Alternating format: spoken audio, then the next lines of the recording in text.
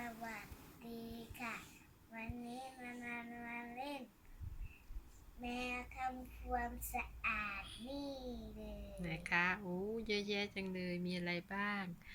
อันนี้มีอะไรคะเนี่ยอันนี้คืออะไรโต๊ะโต๊ะจ้ะกินอาหารโต๊ะ1 2 3 4จ้ะมี4โต๊ะจ้ะอันนี้ยังไม่ประกอบเสียค่ะอันนี้ก็คือร้านหน้าค่ะซักโครกจ้ะเปิดได้ด้วยโอเคอือหือแล้วก็ขังขยะอือหือแล้วก็ที่ขังแมวอันนี้ก็ม้าแขนเสื้อ3 อันสีฟ้าสีเขียวสีชมพูแล้วก็ขี้ของแมวแล้วอันนี้ทำความสะอาดพื้นอันนี้ที่ตักขยะตักขยะเป็นแบบนี้จ้ะเหมือนมากเลยเหมือนของจริงมากเลยที่อาบน้ำโอเคนี่ก็ที่กวาดบ้านค่ะมีขยะไปด้วยจ้ะแล้วอันนี้ยังไม่ประกอบเทียนี่ไงแมวจ้ะมีชื่อไหมนี่แมวกี่ตัว4 ตัวจ้ะมีชื่อเปล่าอันนี้แม่มันอันนี้ลูก3 ตัวโอเค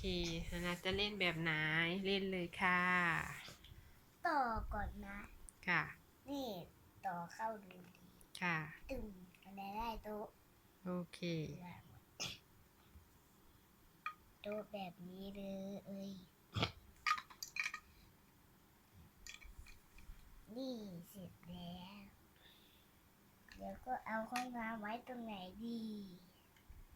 ไว้ตรงนี้ที่การตรงใกล้ๆแล้วก็ซักโก้ใกล้ๆ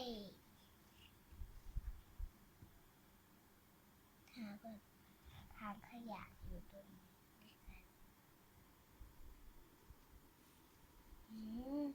ที่อาบน้ำเอาไว้นี่อุ้ยอาบน้ำไว้นี่โอ้เยอะมากจริงต่อกันต่อแบบไหนว่านี่ต่อข้าวดูเล็กๆแบบนี้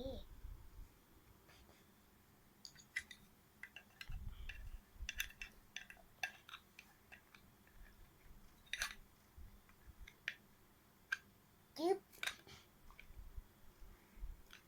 เดี๋ยวก่อนอันนี้เอาไว้ไหนเป็นบ้านหรือเปล่าอันนี้ใช่ เป็นบ้านใช่ไหม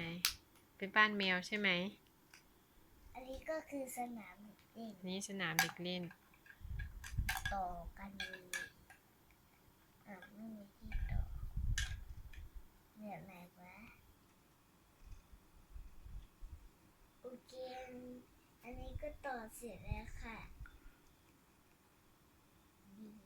จ้ะโอเคมีจ้ะเข็มเสื้อเอากำใส่เสื้อผ้าค่ะอันนี้นอนก่อน จ้ะนอนอยู่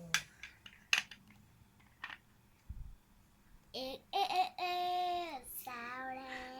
แล้วแม่ตื่นก่อนแต่ลูกยังไม่ตื่นค่ะเวลาแม่เป็นฝัน ค่ะขี้ก่อนอุ้ยปูดจ้ะเสร็จแล้วก็ราดน้ำแล้วก็ไปแปรงฟันนั้นน่ะเดี๋ยวก็ปลุกลูกตื่นเร็วตื่นแล้วก็ตื่นแล้วก็ตื่นไปจิ๊นี้แม่นั่งรอกินข้าวแม่นั่งรอกินข้าวลูกอันนี้ตัวนี้ไม่ปวดขี้ไปแล้วหน้าเสร็จ กินเลยจิ๊บ ชื่อเจ้าดำหรือเปล่า อืม เจ้าดำผู้ชายใช่ไหม เดี๋ยวเจ้าดาย เจ้าลายเป็นผู้หญิงเนี่ยเลย หรือว่าเป็นผู้ชาย ดูหน้ามันสิ เป็นผู้ชาย เจ้าลาย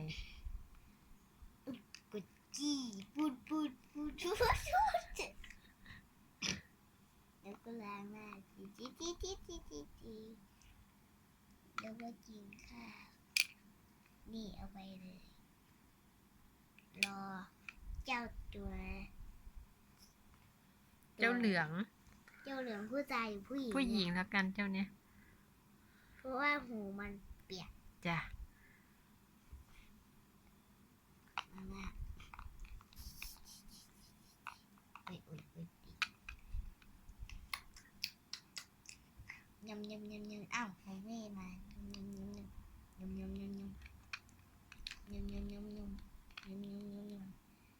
แม่กินเสร็จแล้วก็เอาจิบตึ๊บ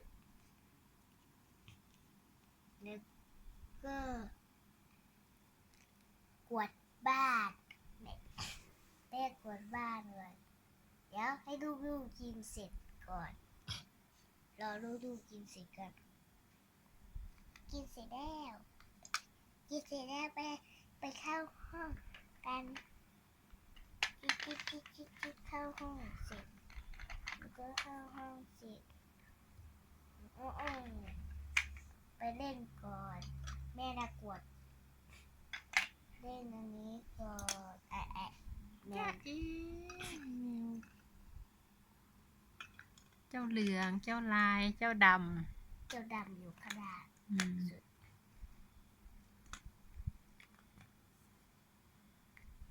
เล่นเสร็จ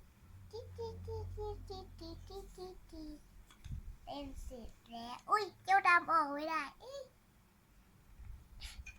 เจ้าดายออกนั่น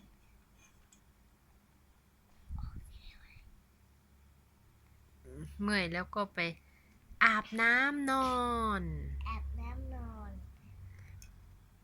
จิ๊บ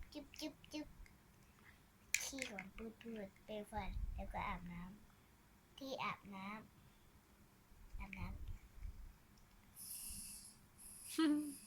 น้ำอุ่นหรือเปล่าคะ น้ำอุ่นเบอร์ผู้ชาย เครื่องทำน้ำอุ่น โอเค เก่งมาก ไปเอาไปนอนแล้วก็ผู้ชายหรือผู้หญิงเนี่ย เจ้าลายเหรอ เจ้าลายเป็นผู้ชายค่ะ ผู้ชายก็อาบน้ำผู้ชายเสร็จแล้วก็เจ้าแล้วก็กวาดบ้าน ใครกวาดบ้านแม่ติ อืม ให้ทำความสะอาดบ้านโอ้เล่นทุกอย่างเลยนะเนี่ย โอ้อาหารตกไม่ฟินเลยเดินไวไอ้ติเกิดบ้านโอ้มันใหญ่กว่าแมวอีกอ่ะไม่ต้องกดได้เดี๋ยวกดเองอันนี้อาหารตกว้ายอาหารตกกวาดแล้วก็กวาดแล้วก็กวาดเสร็จแล้วก็ทิ้งขยะแล้วก็เอาเก็บไว้ที่เดิมแล้วก็นอนหลับคลิปนี้ขอลาไปก่อนอย่าลืมกดไลค์กดแชร์กดซับสไครต์บ๊ายบาย